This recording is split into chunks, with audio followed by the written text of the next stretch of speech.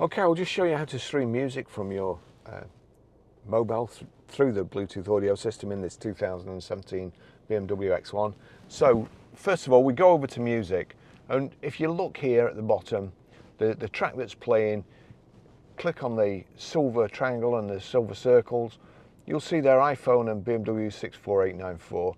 If there's no tick next to that and it's on iPhone, just tick it like so. That means any audio that comes through your phone, whether it be iTunes, Spotify, Amazon Prime Music, a YouTube video, the audio will come through.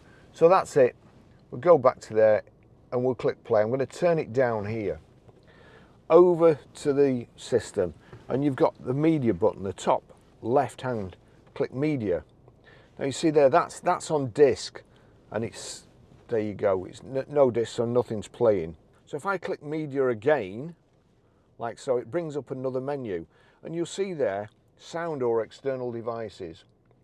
We want external devices, click on that, and then we want Barry's iPhone 12, click, showing what the same tune that's playing here. I'll turn this up, and then when I turn the phone up, the music will play through the system.